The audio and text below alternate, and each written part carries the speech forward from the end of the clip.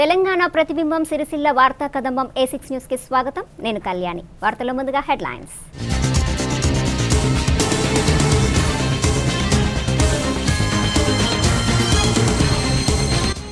సిరిసిల్లలో అక్రమ ఇసుక రవాణాపై ఆర్టీఓ భిక్షానాయక్ ఆధ్వర్యంలో మెరుపు దాడి. ట్రాక్టర్లతో సహా ఉడాయించిన ఇసుక స్మగ్లర్లు.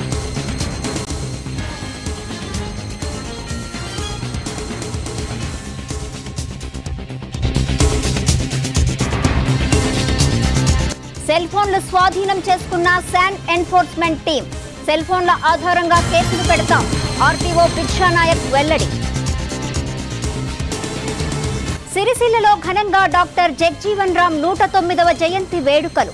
పాల్గొన్న CESS chairman Dhornala Lakshmareddy, DSP Sudhakar, పలువురు నాయకులు. అక్రమ ఇసుక రవాణాపై రెవెన్యూ అధికారులు కొరడా జలిపించారు. గత కొంతకాలంగా మానేరు వాగు నుండి యథేచ్ఛగా జరుగుతున్న ఇసుక రవాణాకు అడ్డుకట్ట వేసేందుకు ఆర్డీఓ భిక్షానాయక్ తనదైన శైలిలో ఒంటరిగా బరిలోకి దిగారు. మానేరు వాగులో శాండ్ ఎన్ఫోర్స్మెంట్ టీంతో కలిసి ఆర్డీఓ భిక్షానాయక్ మెరుపుదాడి చేయడంతో ట్రాక్టర్ల యజమానులు, డ్రైవర్లు పరారయ్యారు.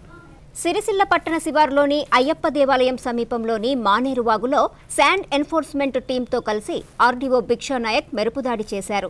ఈ దాడుల్లో పలువురు అక్రమంగా ఇసుక తరలిస్తున్న ట్రాక్టర్ యజమానులను అడ్డుకున్నారు.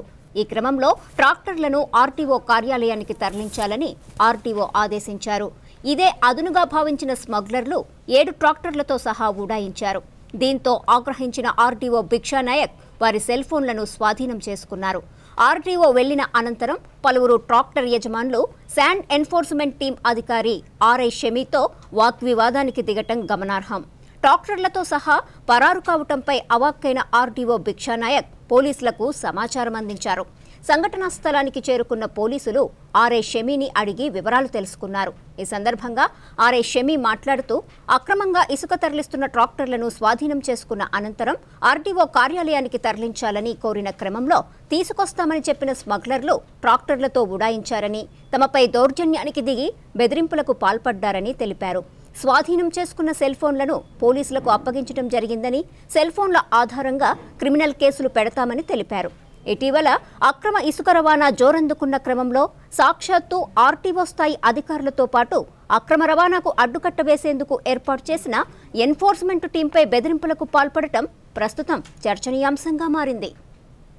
ఇక్కడ పెద్దూరు వాగు వచ్చి రైడింగ్ చేశారు. దాదాపు 7 ట్రాక్టర్ పట్టుకున్నారు. వాళ్ళు మన మీద దౌర్జన్యం చేసి 7 ట్రాక్టర్ తీసుకొని వెళ్ళిపోయారు. మన టీం మీద ఈ ఉసుకే ట్రాక్టర్ వాళ్ళు దౌర్జన్యం చేసి ట్రాక్టర్ తీసుకెళ్ళిపోయారు. వాళ్ళ సెల్ సంబంధించిన మేము కస్టడీ తీసుకున్నాం. ఆ సెల్ హ్యాండ్ ఓవర్ చేసి వాళ్ళ బయోడేటా తీసి వాళ్ళ మీద. డాక్టర్ బాబు జగ్జీవన్ రామ్ నిత్యం బడుగు బలహీన వర్గాల సంక్షేమం కోసం నిస్వార్థంగా పనిచేశారని, జగ్జీవన్ రామ్ జీవితమే మనకిచ్చే సందేశమని సెస్ చైర్మన్ ధోర్నాల లక్ష్మారెడ్డి అన్నారు. సిరిసిల్ల పట్టణంలో డాక్టర్ బాబు జగ్జీవన్ రామ్ 109వ జయంతి వేడుకలు ఉత్సవ కమిటీ అధ్యక్షులు రాగుల జగన్, అంబేద్కర్ యువజన సంఘం సిరిసిల్ల డివిజన్ అధ్యక్షులు కత్తెర దేవదాస్ అధ్యక్షతన అంబేద్కర్ చౌరస్తా వద్ద నిర్వహించారు. కేక్ కట్ చేసి వేడుకలు నిర్వహించారు. అనంతరం జరిగిన సభలో సెస్ చైర్మన్ ధోర్నాల లక్ష్మారెడ్డి మాట్లాడుతూ దేశ స్వాతంత్ర్యం కోసం బాబు జగ్జీవన్ రామ్ అసమానమైన త్యాగాలు చేశారని, భారత ఉపరాష్ట్రపతిగా పనిచేయడంతో పాటు అనేక బాధ్యతలు నిర్వహించిన జగ్జీవన్ రామ్ నిత్యం బడుగు బలహీన వర్గాల సంక్షేమం కోసం నిస్వార్థంగా పనిచేశారని తెలిపారు. ఆయన జీవితమే మనకిచ్చే సందేశమని, ఆయన ఆశయాల అడుగుజాడల్లో నడవాలని కోరారు. డీఎస్పీ సుధాకర్ జగ్జీవన్ రామ్ చేసిన సేవలను కొనియాడారు. ఈ కార్యక్రమంలో తహసీల్దార్ గంప Shankaraiah, Sircilla DSP P Sudhakar, CI Vijay Kumar, Ambedkar యువజన సంఘం అధ్యక్షుడు కత్తెర దేవదాస్, బార్ అసోసియేషన్ అధ్యక్షులు ఆవునూరి రమాకాంతరావు, కొల్లూరి ధర్మేందర్, రాగుల జగన్, కంసాల మల్లేశం, మాజీ ఎంపీటీసీ సుధాకర్, గజ్జల దేవరాజు, పలువురు దళిత సంఘాల నాయకులు పాల్గొన్నారు.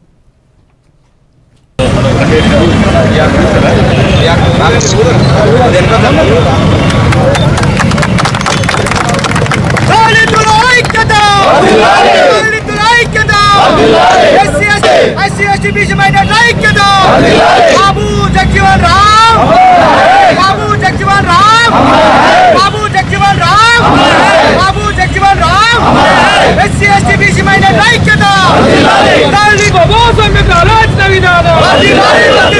వర్ధిల్లాలి డాక్టర్ బాబు వర్ధిల్లాలి బాబు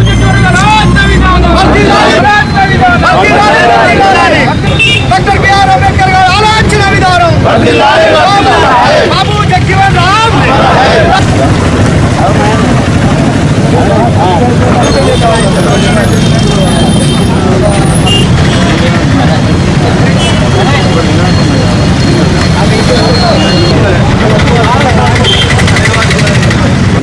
బలహీన వర్గాలకి న్యాయం జరుగుతుంది.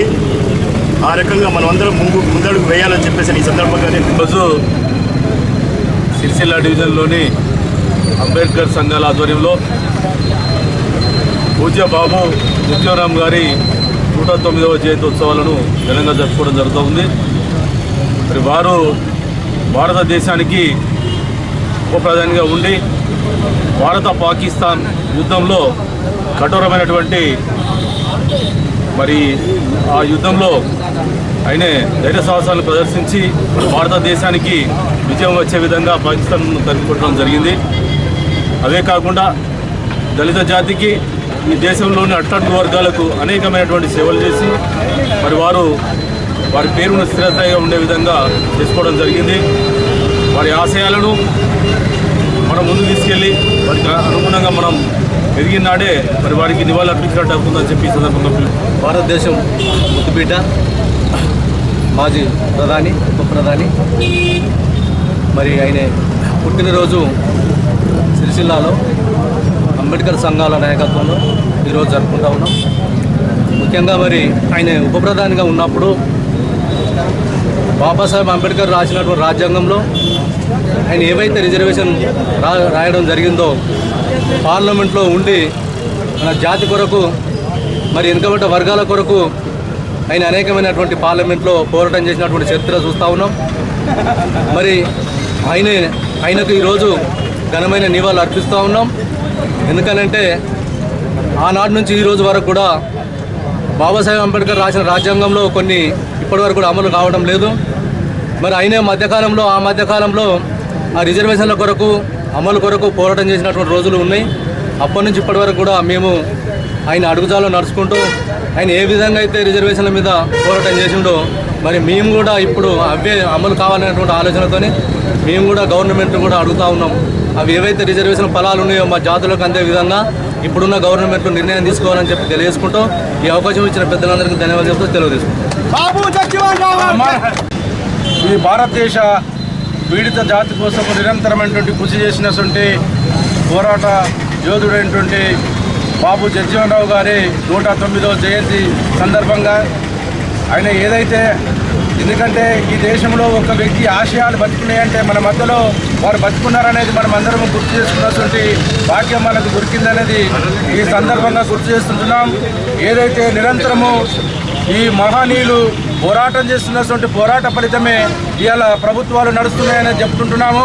ఎందుకనంటే ఒక విషయం ఈ ప్రభుత్వానికి సందర్భంగా ఈ 109వ జయంతి సందర్భంగా మేము గుర్తు చేసేది ఏంటంటే బాబాసాహెబ్ అంబేద్కర్ కానీ బాబు జగజీవన్ రామ్ గారి ఏదైతే పీడితుల జాతి కోసం చేసినటువంటి పోరాటాలు ఉన్నాయో వాళ్ళ హక్కుల కోసం చేశారు. ఇప్పుడు ఎంఆర్ఓ గారికి ఒక నివేదిక చేస్తున్నాము.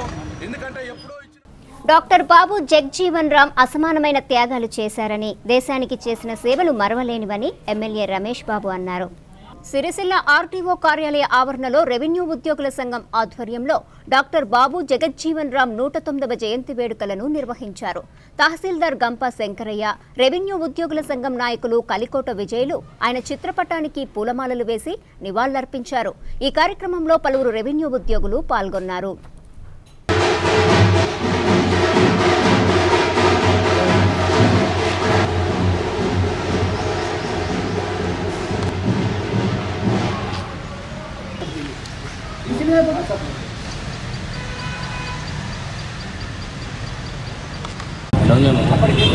కేంద్ర మంత్రిగా మరియు వివిధ శాఖలకు ఒక మార్గసూచిక చేసుకుంటూ ఉప ప్రధాని పదవికి ఎదిగిన బాబు జగజీవన్ రామ్ గారు అన్ని కోణాలలో అన్ని రంగాలలో చాలా మేధావి, మంచి విజ్ఞత మరియు నాలెడ్జ్ కలిగిన వ్యక్తి. వారు ఎంతోమంది పేదవారి కోసం మంచి సంస్కరణలు చేసి వ్యవసాయ మంత్రిగా మరియు ఇతర శాఖల మంత్రిగా రక్షణ మంత్రిగా కూడా చేశారు. చివరిగా ఉప ప్రధానిగా చేశారు. వారి అనుభవం వలన ఎన్నో శాఖలలో ఎన్నో మంచి స్కీములు కూడా ప్రవేశపెట్టడం జరిగింది. వారి కుమార్తె ఈరోజు బీహార్ నుంచి ప్రాతినిధ్యం వహిస్తూ లోకసభ స్పీకర్గా కూడా పనిచేస్తున్నారు. ఆమె కూడా చాలా మేటి మరియు మంచి ఒక విధమైన రాజకీయవేత్త. మీరు భారతదేశానికి చేసిన సేవలను మనం స్మరించుకుంటూ వారి జయంతిని పురస్కరించుకొని ఈ విధంగా అందరము సిపిఎస్ స్కీమ్ పరిధిలో రాష్ట్ర వ్యాప్తంగా 1,20,000 మంది ఉద్యోగ ఉపాధ్యాయులున్నారని, ప్రభుత్వం కంట్రిబ్యూటరీ పెన్షన్ విధానాన్ని రద్దు చేయాలని టీఎస్యూటీఎఫ్ జిల్లా అధ్యక్షులు పాకాల శంకర్ గౌడ్ డిమాండ్ చేశారు. సిరిసిల్ల పట్టణంలో టీఎస్యూటీఎఫ్ ఆధ్వర్యంలో కంట్రిబ్యూటరీ పెన్షన్ విధానం రద్దు చేసి పాత పెన్షన్ విధానాన్ని పునరుద్ధరించాలని డిమాండ్ చేస్తూ నిరసన ప్రదర్శన, బైక్ ర్యాలీ నిర్వహించారు. అక్కడి నుండి అంబేద్కర్ చౌరస్తా మీదుగా నిరసన తెలుపుతూ ప్రధాన రహదారుల గుండా బైక్ ర్యాలీ నిర్వహించారు. ఈ సందర్భంగా టీఎస్యూటీఎఫ్ జిల్లా అధ్యక్షులు పాకాల శంకర్ గౌడ్ మాట్లాడుతూ సిపిఎస్ స్కీమ్ పరిధిలో రాష్ట్ర వ్యాప్తంగా 1,20,000 మంది ఉద్యోగ ఉపాధ్యాయులున్నారన్నారు. వీరందరూ సిపిఎస్ పరిధిలోకి వస్తారని, సిపిఎస్ విధానం వల్ల ఆర్థిక భద్రత లోపిస్తుందన్నారు. ఈ పెన్షన్ స్కీమ్ను రద్దు చేసి పాత పద్ధతితో పెన్షన్ స్కీమ్ అమలు చేయాలని డిమాండ్ చేశారు. ఈ ఆందోళనకు తెలంగాణ వికాస సమితి రాష్ట్ర నాయకులు రాచర్ల వెంకన్న, సిరిసిల్ల నియోజకవర్గ అధ్యక్షులు రామినేని ఫణిరాజారావులు మద్దతు తెలిపారు. ఈ ఆందోళన కార్యక్రమంలో టీఎస్యూటీఎఫ్ నాయకులు శ్రీధర్, నవీన్, రవీందర్, మల్లేశం, మహేందర్, చీకు నాయక్, పలువురు ఉపాధ్యాయులు పాల్గొన్నారు. సిపిఎస్ అవగాహన సదస్సులు, ర్యాలీలు నిర్వహిస్తున్నాం. ఇందులో భాగంగా ఈరోజు తెలంగాణ చౌక్ నుంచి గాంధీ చౌక్ వరకు ఉద్యమ ర్యాలీలు చేపడుతున్నాం. ఇందులో ముఖ్యంగా చూడాలనుకుంటే 2004 సంవత్సరం తర్వాత నియామకమైనటువంటి ఉపాధ్యాయ వర్గాలు 1,20,000 మంది ఉన్నారు. వాళ్ళందరికీ కూడా నూతన పెన్షన్ విధానం వర్తింపబడుతుంది. దానివల్ల గ్రాట్యుటీ కానీ, పెన్షన్ కానీ, ఫ్యామిలీ పెన్షన్ అందుబాటులో లేకుండా అవుతుంది. వారికి సామాజిక ఆర్థిక భద్రత లోపించిన కారణంగా ఇందు గురించి టీఎస్యూటీఎఫ్ ఆధ్వర్యంలో, ఎస్టీఎఫ్ ఆధ్వర్యంలో జాతీయ స్థాయిలో కూడా మేము ఉద్యమ కార్యాచరణ రూపొందించుకున్నాం. ఈ కార్యక్రమంలో భాగంగా ఈరోజు ఇక్కడ ర్యాలీలు చేపడుతున్నాం. అందు గురించి ప్రభుత్వం చొరవ తీసుకొని కేంద్ర ప్రభుత్వాన్ని ఒప్పించి పిఎఫ్ఆర్డీఏ బిల్లో అమెండ్మెంట్స్ కానీ రద్దు కానీ చేయాల్సిందిగా టీఎస్యూటీఎఫ్ జిల్లా శాఖ పక్షాన కోరుతున్నాం. ఈరోజు సిరిసిల్ల పట్టణంలో యూటీఎఫ్ ఉపాధ్యాయ సంఘం ఆధ్వర్యంలో నిర్వహిస్తున్నటువంటి ఈ సిపిఎస్ రద్దు ఈ ర్యాలీలో పాల్గొంటున్నందుకు ఉపాధ్యాయులందరికీ ధన్యవాదాలు తెలియజేస్తూ, ముఖ్యంగా ఈ ర్యాలీకి తెలంగాణ జేఏసీ, తెలంగాణ వికాస్ సమితి తరఫున మద్దతు ప్రకటిస్తున్నాము. ముఖ్యంగా గత పాలకులు యూపీఏ ప్రభుత్వం చేసినటువంటి నిర్వాహకం ఇది. ఆనాటి పాలకులు ఒక కనీస వేతనాలు సవరించకుండా, అదేవిధంగా ఒక ఉద్యోగి విరమణ అనంతరము కనీస వృత్తి పొందకుండా ఇలా ఉద్యోగులందరికీ ఒక పాపము కలిగించేటట్టు ఆ గత యూపీఏ ప్రభుత్వము విధానంలో ఇది కొనసాగించారు. ఈ సిపిఎస్ పద్ధతిని ఆ యూపీఏ ప్రభుత్వం తీసుకొచ్చింది. 2002 నుంచి ప్రారంభించినటువంటి పథకము పలు రాష్ట్రాలలో ఆయా రాష్ట్ర ప్రభుత్వాలు ఇవి అమలు పరుస్తున్నాయి. మన దగ్గర కూడా ఉమ్మడి ఆంధ్రప్రదేశ్లో గత కాంగ్రెస్ ప్రభుత్వము ఈ యొక్క సిపిఎస్ విధానాన్ని ప్రవేశపెట్టింది. కానీ ఇప్పుడున్నటువంటి రాష్ట్ర ప్రభుత్వం ఉపాధ్యాయులు, ఉద్యోగులు అందరూ కోరుకున్న ప్రభుత్వం కాబట్టి ఆ ప్రభుత్వం ఆలోచించి, మా యొక్క ప్రభుత్వం మన ప్రభుత్వం కాబట్టి ఆలోచించి ఈ సిపిఎస్ విధానాన్ని రద్దు చేస్తుందని చెప్పి మేము ఆశిస్తున్నాము.